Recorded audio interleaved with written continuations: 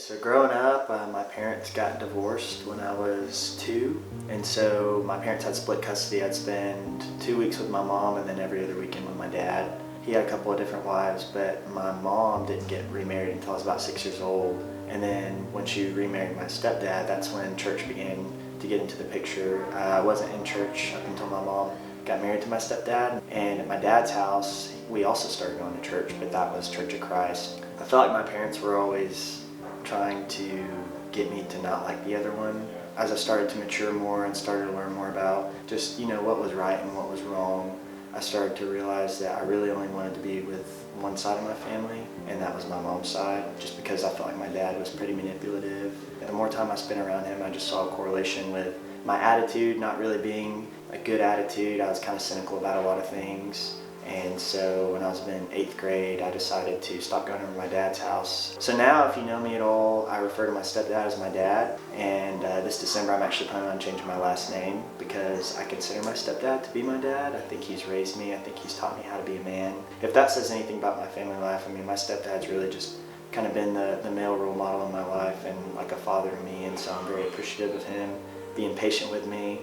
My stepdad never had kids of his own, so I think he considers me to be his son. I know that he does. So as I started going to church when I was like 6, I really did not like church. It was sitting on the pew that my family had sat on for however long, and I just remember being really bored. I just kind of knew that I had to be there, and I was always present every week. My parents made sure that I was there. When you're in the South, it's kind of hard not to hear about Jesus and what he's done for you. And so I think that I, as well as a lot of people that have grown up in the Bible Belt, really take that for granted. And you hear that Jesus died for your sins, and you're like, oh yeah, so that kind of permisses me to do whatever I want to do. I think it's Romans chapter 6 that says, are we to continue in sin that grace may abound? And so I kind of live that life. It's like, Jesus forgives me of my sins, so that gives me the freedom to do it. But then Paul says, by no means. In 8th grade, I stopped going to my father's house, so that meant that I was only going to the Methodist church. We got a new pastor, and our church kind of fell apart.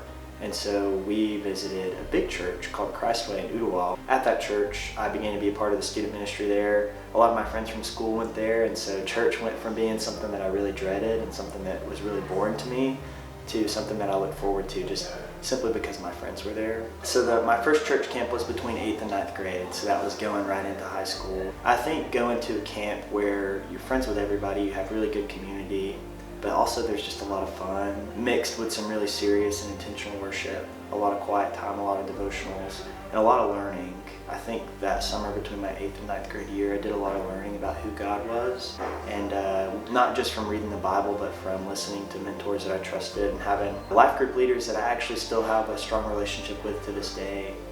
Those people taught me what it really looked like to follow Christ, and so I think it was just the community that really brought me to Christ. I think that's when I really started to learn what it meant to follow Jesus, and I started to learn who Jesus actually was. So no longer was he just this myth that I heard about growing up, he dies for your sins. Of course he's done that, but I didn't take it for granted anymore because I was aware of my sin and I was aware of how unworthy I was. And so it was 8th grade when everything kind of turned, and that's when I was saved. So I went through confirmation in the Methodist church when I was in 6th grade. I got sprinkled, but I think I actually gave to my life to Christ in 8th grade, and that's when I was baptized by submersion. From 9th grade, 10th grade, 11th grade, I was kind of known around school as like the nice kid. Everybody kind of knew that I was a follower, and I thought it was really important that my actions display that I was a follower. Your actions should show who you are. But around senior year of high school, I had some buddies that I had known for a very long time, and they kind of drifted away from their faith. And so because I was so close with them, I started to drift away from my faith as well. I'm a firm believer that the people you spend your time around are going to make you who you are. That included mostly drinking. That's kind of the start of the slip, but then that grew into not really wanting to go to church anymore because I'd rather sleep in. That grew into not really wanting to do the right thing all the time. So my life started shifting from how would a follower act to how does Noah want to act. That year of my life, that senior year of high school, especially through COVID, I started just doing what I wanted to do. The thing that was so scary about it was I was so involved with my church. I had been leading a group of 2nd graders up until this was their 5th grade year. And so everybody at church loved me. Everybody thought I was a great kid. I had my parents fooled. I had my mentors fooled. And so I got really good at kind of putting on a mask what that looked like was I would be at church on Sundays, being involved in anything I could be involved in, but then on, Monday, Tuesday, or mostly Saturdays, I would be with that group of friends doing things that, if the people that knew me, thought that they knew me on Sundays, saw what I was doing on Saturdays, I think it would have just made them really, really disappointed, and I don't think that they would have trusted me. I think that kind of kicked in my freshman year of college. I started thinking to myself, like, if I had kids, would I want somebody like this to be leading them? And I'm like, no, you don't want anybody like that at all. It's kind of like a wolf in sheep's clothing. It was really hard. It was a battle that I fought for a long time. I thought, what if I'm the only good influence they have in their life? And so I think that was my excuse for sticking around that group for so long. I was like, well, Jesus hung out with the sinners. That's why Jesus came, was for the sinners. But I think an important thing that I missed was that Jesus' closest friends were the 12 disciples, not the sinners that he hung out with. And so the people that were closest to me, I wanted them to align with my values and the man that I wanted to be.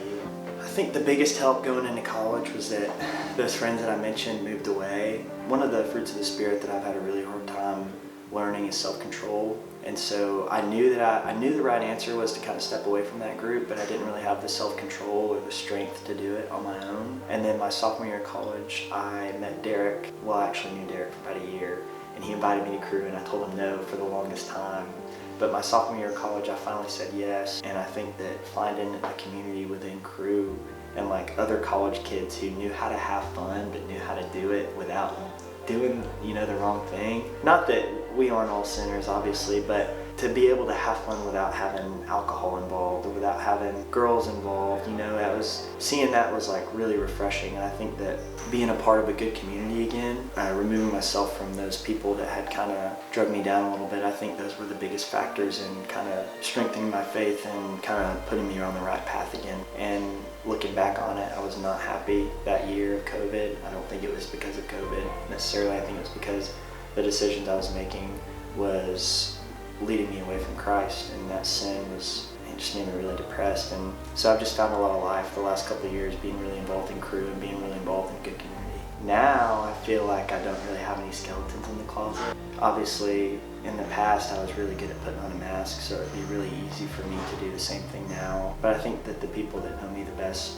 now would agree that I'm kind of an open book. I think a lot of my flaws are out in the open. So I think the difference now is my sin struggle isn't something that I'm hiding on Saturday nights from the people that I see on Sunday. It's now something that the people on Sunday know about me and they're trying to help me.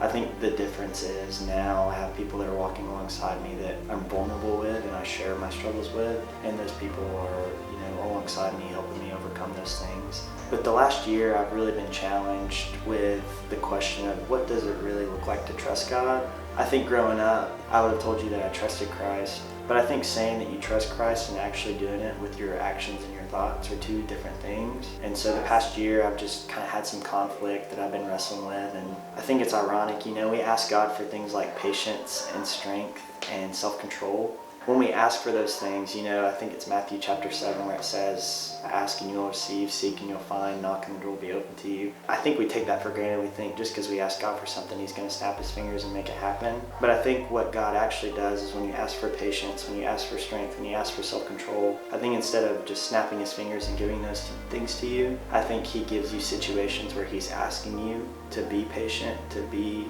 kind, to have self-control. But it's not really the way that we think it should look. And the last year, God's really told me no.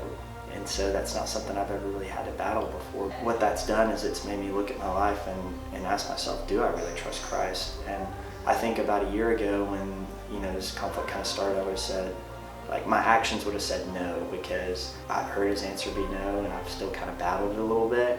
But I think now I can confidently say that I do trust him, and I'm trying to learn what it looks like for my actions to align with that. But I think what I'm learning is to give Christ control is to try to reflect his behavior. So I think that involves showing kindness. Even if somebody wrongs you, I think you should still be kind to them. It's probably not always going to look like what you think it should look like. In fact, I think a lot of times it's not going to look like what you think it would look like.